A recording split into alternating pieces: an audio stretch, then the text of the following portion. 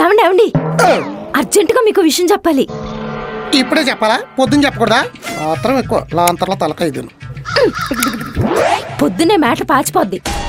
కొట్టేనంటే మూతి వాచిపోద్ది. పడక వినకపోతే అనవసరంగా లైట్ పోద్ది. వినావు కదే, మీరు వినేదాకా.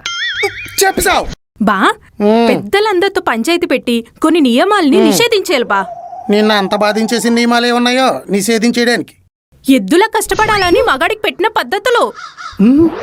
దోశ అంటే గుండ్రంగా ఉంటది కదా, ఇదేంటిది 20 కుక్కలు సింపిన ఎత్రాకలు ఎలా అయిపోయింది? పిండి పెనం మీద వేసి నీ ప్రతాపం చూపించావా? కిచెన్ లోంచి కిచిడి సౌండ్ వచ్చాక కూడా దోశ అంటే ఎలా నమ్మావు బా? గుండ్రంగా ఉంటే గొంతులో పట్టదు కదే. దోశ తిన్న ఫీలింగ్ ఉండాలి కదే. 3000 పెట్టి కొనుక్కునే మేకప్ కిట్టే మన స్కిన్ టోన్ కి మ్యాచ్ అయిందో లేదో టెస్ట్ వాడి కొనుక్కుంటాం.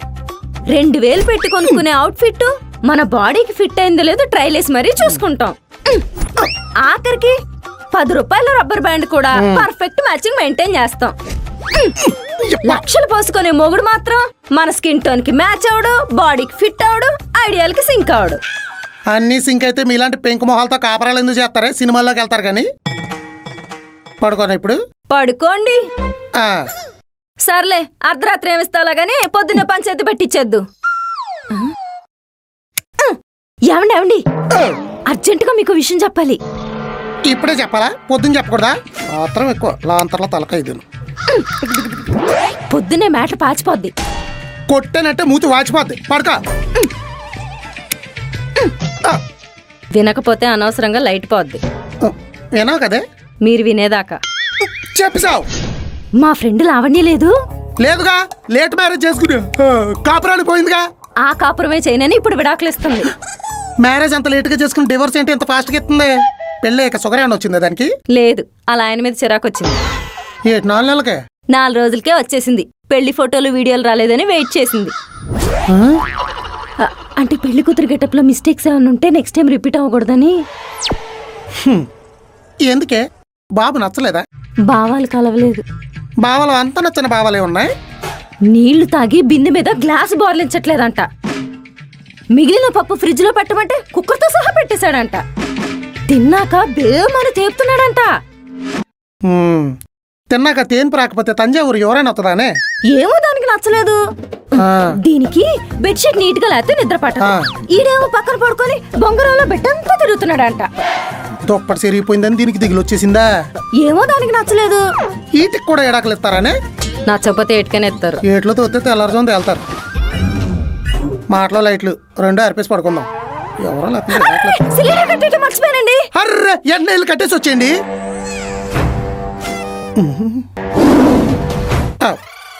ఏంటి అలా చూస్తున్నావు? ఇప్పుడు సిలిండర్ ఆపలేదా? నువ్వు నాకు ఎడాకలు ఇచ్చేస్తావా? అయ్యో, నేను మరీ అంత దుర్మార్గురాలా కనబడుతున్నానండి? అయ్యయ్యో, ఛాన్స్ దొరికితే దుర్మార్గానికి హైవే రోడ్డు వేస్తారండి. ఏదో యాక్టింగ్ చేయకు. నీళ్ళు కట్టేసి వస్తాను. ఏదో స్టోరీలు చెప్పి 2 స్టేట్లు తిప్పుతుంది. ఎల్రా ఇల్లు, నువ్వు ఎందుకు వెళ్తున్నావు తెలియదేటి?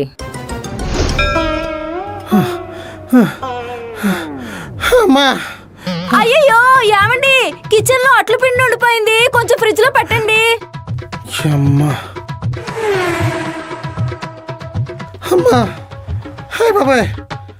అమ్మా, అయ్యో ఏమండి, బాల్కనీలో బట్టలు ఆరేసాను, కొంచెం తెచ్చి లోపలేయండి, వర్షం పడితే. తెలుసు, నాతోనే ఉతికెత్తావు. అమ్మ తీరు ఉతికేలే. అయ్యి బాబాయ్, అమ్మా లిఫ్ట్ వేయించుకోవాలి.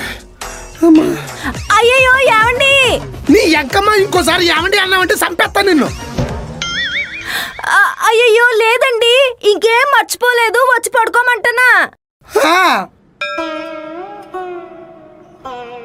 అమ్మా అమ్మా, వాడి మీద శివాళ్ళు ఎలా పడుకుందో చూడు.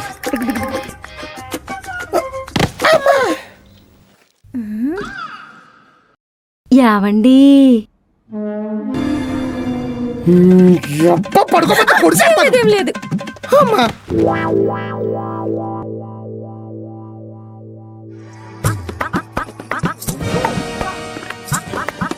సోఫా సెంటర్లో సరిగ్గా సరిపోయింది.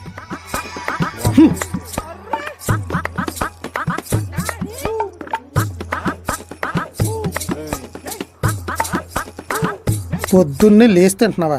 సిగ్గు లేదు. లేచాక తింటున్నాను, పడుకుని తింటున్నానా? పని చేశానని ఫీల్ అవుతున్నావా? థు. ఆఫీస్కి వెళ్తున్నావా బా? ఇంట్లో ఖాళీగా 2 అడ్డగాడిదలు తిరుగుతున్నాయి. వాటికి కానా పెట్టాలి కదా, కూలి పనికి పోతున్నా. అన్నీ అంటున్నాడు. బా, పెద్దలందరితో పంచాయతీ పెట్టి కొన్ని నియమాల్ని నిషేధించేయాలి బా. నిన్న అంత బాధించేసిన నియమాలు ఏమున్నాయో నిషేధించేయడానికి. ఎద్దులా కష్టపడాలని మగాడికి పెట్టిన పద్ధతులు. మీరు పొద్దున్నే లేచి పక్కాగా పనిలోకి వెళ్ళాలనే పద్ధతి నన్ను తెగ బాధిచ్చేస్తోంది బా. పని చెయ్యకపోతే మిమ్మల్ని తిట్టే ఆ తిట్లేంటి బా? పనికి మాలినేదవా, సోంబేరి సన్నాసి, చెమట దద్దమ్మ, ఇంకా ఏవేవో ఉన్నాయి బా, గుర్తు రావట్లేదు.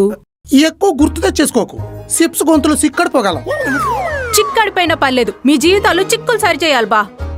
అయ్య బాబోయ్. మేం పనికెళ్తామంటే తిడతారు, మీరు పని చేయకపోతే తిడతారు. జీతం తేకపోతే జిడ్డు మూకుడుకున్న విలువ కూడా ఇవ్వరు. ఏం జీవితాలు బా మీ? ఛీ! నీటిగా తయారై వెళ్ళి నీరసంగా ఇంటికొచ్చి. నాకు ఆఫీస్ ఉండి మీకు ఆఫీస్ లేకపోయేసరికి చాలా అపసోపాలు పడిపోతున్నావు. నా కష్టం చూసి నువ్వు కరిగిపోతున్నట్లేదు, ఆనందం ఎక్కువైపోయి ఎత్తు పడుతున్నట్టుంది. తెలిసిపోయిందా? ఎందుకు తెలియదే? నీ డైలాగుల్లో దిగాలన్నా బాడీ లాంగ్వేజ్ లో బల్బు బాగా కనబడుతుంది. సెంటిమెంట్ ముసుగులో సంచరించే సైకోలే మీరు. సాయంత్రం వచ్చి చెప్తాను సంగతి. ఇటే అసలు టిఫిన్ కూడా చేయలేదు. దోశలు ఆలస్యంగా తెచ్చి ఎంత అమాయకంగా ఎట్టిందో చూసావా ముఖం? నటన. టిఫిన్ టైంకి తెస్తే టేబుల్ మీద తింటారు, లేటుగా లేచి గంటలు గంటలు బాత్రూంలో ఉంటారు. ఆపే తింటారు. పట్టుకోవే. అమ్మయ్యా నా చిప్స్. ఏంటిది?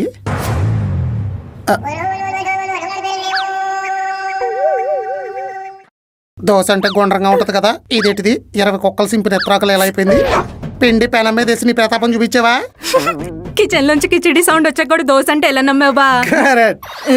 గుండ్రంగా ఉంటే గొంతులో పట్టదు కదే. దోశ తిన్న ఫీలింగ్ ఉండాలి కదే. సరే, ఈసారి పిండిలో ఫెవికాల్ కలుపుతాలండి, ముక్కలు అయిపోకుండా ఉంటది. కలుపు.